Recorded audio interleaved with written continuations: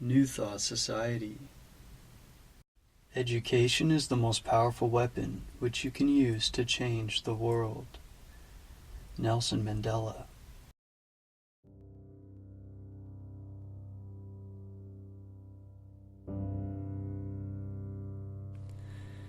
Introduction, Part 3. You have found that the individual may act on the universal, and that the result of this action and interaction is cause and effect. Thought, therefore, is the cause, and the experiences with which you meet in life are the effect. Eliminate, therefore, any possible tendency to complain of conditions as they have been or as they are, because it rests with you to change them and make them what you would like them to be. Direct your effort to a realization of the mental resources always at your command, from which all real and lasting power comes. Persist in this practice until you come to a realization of the fact that there can be no failure in the accomplishment of any proper object in life, if you but understand your power and persist in your object, because the mind forces are ever ready to lend themselves to a purposeful will in the effort to crystallize thought and desire into actions, events, and conditions. Whereas in the beginning of each function of life and each action is the result of conscious thought, the habitual actions become automatic, and the thought that carries them passes into the realm of the subconscious. Yet it is just as intelligent as before. It is necessary that it become automatic or subconscious in order that the self-conscious mind may attend to other things. The new actions will, however, in their turn, become habitual, then automatic, then subconscious, in order that the mind again may be freed from this detail and advance to still other activities. When you realize this, you will have found a source of power which will enable you to take care of any situation in life which may develop. The necessary interaction of the conscious and subconscious mind requires a similar interaction between the corresponding systems of nerves. Judge Troward indicates the very beautiful method in which this interaction is effected. He says, quote, "The cerebrospinal system is the organ of the conscious mind, and the sympathetic is the organ of the subconscious. The cerebrospinal is the channel through which we receive conscious perception from the physical senses and exercise control over the movements of the body. This system of nerves has its center in the brain. The sympathetic system has its center in a ganglionic mass at the back of the stomach, known as the solar plexus, and is the channel of that mental action which unconsciously supports the vital functions of the body. The connection between the two systems is made by the vagus nerve, which passes out of the cerebral region as a portion of the voluntary system to the thorax, sending out branches to the heart and lungs, and finally passing through the diaphragm. It loses its outer coating and becomes identified with the nerves of the sympathetic system, so forming a connecting link between the two and making man physically a single entity." End quote. We have seen that every thought is received by the brain, which is the organ of the conscious. It is here subjected to our power of reasoning. When the objective mind has been satisfied that the thought is true, it is sent to the solar plexus, or the brain of the subjective mind, to be made into our flesh, to be brought forth into the world as reality. It is then no longer susceptible to any argument whatever. The subconscious mind cannot argue, it only acts. It accepts the conclusions of the objective mind as final. The solar plexus has been likened to the sun of the body because it is the central point of distribution for the energy which the body is constantly generating. This energy is a very real energy, and this sun is a very real sun. and the energy is being distributed by very real nerves to all parts of the body, and is thrown off in an atmosphere which envelops the body. If this radiation is sufficiently strong, the person is called magnetic. He is said to be filled with personal magnetism. Such a person may wield an immense power for good. His presence alone will often bring comfort to the troubled minds with which he comes in contact. When the solar plexus is in active operation and is radiating life, energy, and vitality to every part of the body and to everyone whom he meets, the sensations are pleasant. The body is filled with health, and all with whom he comes in contact experience a pleasant sensation. If there is any interruption of this radiation, the sensations are unpleasant. The flow of life and energy to some part of the body is stopped, and this is the cause of every ill to the human race, physical, mental, or environmental. Physical, because the sun of the body is no longer generating sufficient energy to vitalize some part of the body. Mental, because the conscious mind is dependent upon the subconscious mind for the vitality necessary to support its thought. And environmental, because the connection between the subconscious mind and the universal mind is being interrupted.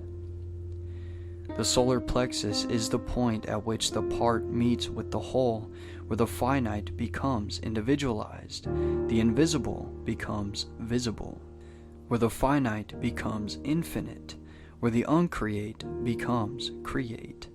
The universal becomes individualized, the invisible becomes visible. It is the point at which life appears, and there is no limit to the amount of life an individual may generate from his solar center. This center of energy is omnipotent because it is the point of contact with all life and all intelligence. It can therefore accomplish whatever it is directed to accomplish, and herein lies the power of the conscious mind. The subconscious can and will carry out such plans and ideas as may be suggested to it by the conscious mind. Conscious thought, then, is master of this sun center from which the life and energy of the entire body flows, and the quality of the thought which we entertain determines the quality of the thought which this sun will radiate, and the character of the thought which our conscious mind entertains will determine the character of the thought which this sun will radiate, and the nature of the thought which our conscious mind entertains will determine the nature of the thought which this sun will radiate, and consequently will determine the nature of the experience which will result. It is evident, therefore, that all we have to do is let our light shine. The more energy we can radiate, the more rapidly shall we be enabled to transmute undesirable conditions into sources of pleasure and profit.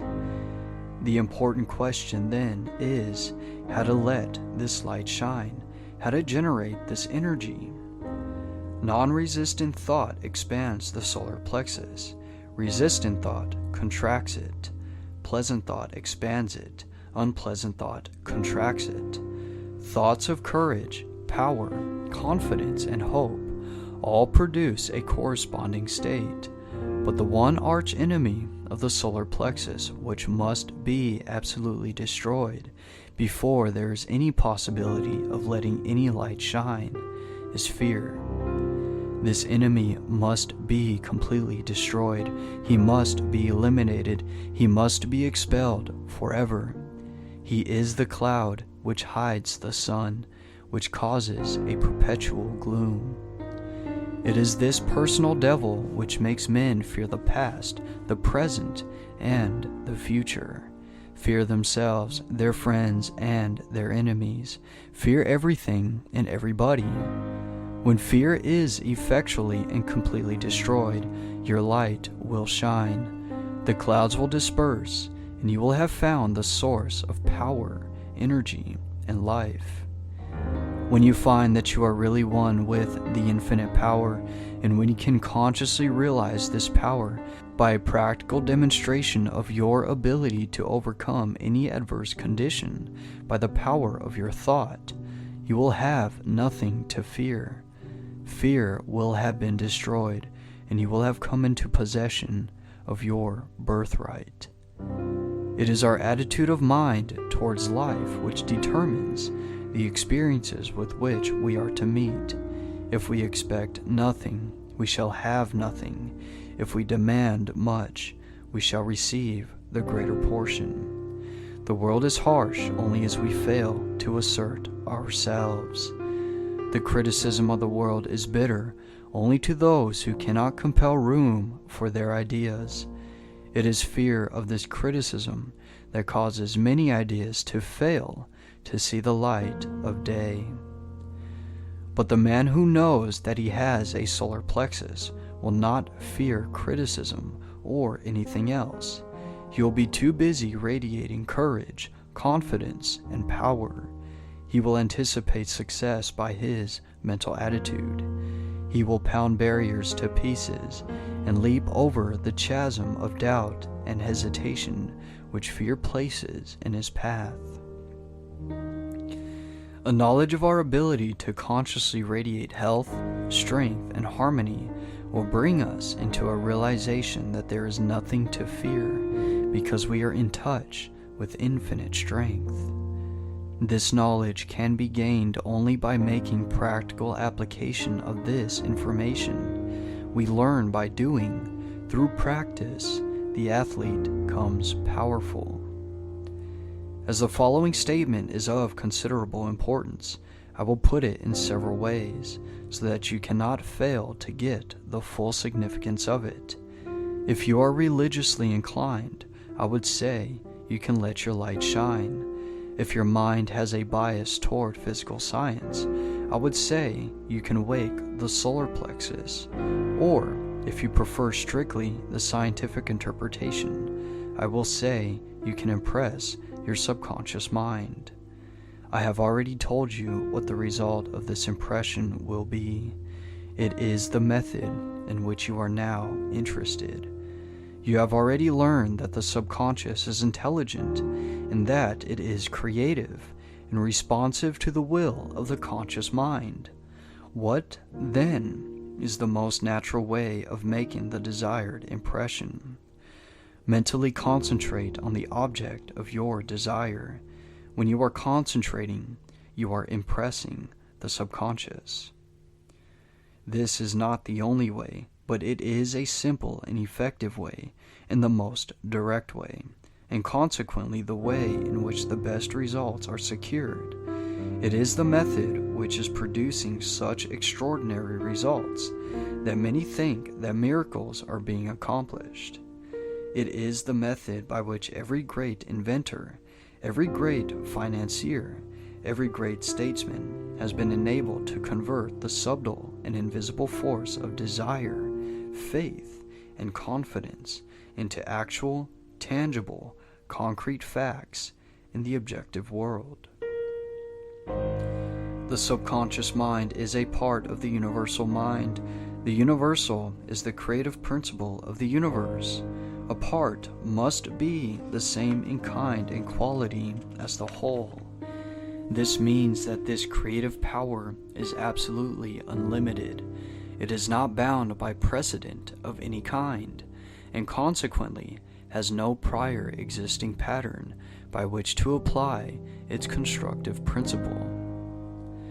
We have found that the subconscious mind is responsive to our conscious will, which means that the unlimited creative power of the universal mind is within control of the conscious mind of the individual. When making a practical application of this principle in accordance with the exercises given in the subsequent lessons, it is well to remember that it is not necessary to outline the method by which the subconscious will produce the results you desire.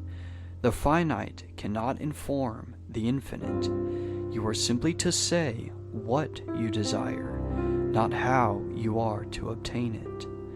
You are the channel by which the undifferentiated is being differentiated, and this differentiation is being accomplished by appropriation. It only requires recognition to set causes in motion, which will bring about results in accordance with your desire. And this is accomplished because the universal can act only through the individual, and the individual can act only through the universal. They are one. For your exercise this week, I will ask you to go one step further. I want you to not only be perfectly still and inhibit all thought as far as possible, but relax, let go, let the muscles take their normal condition.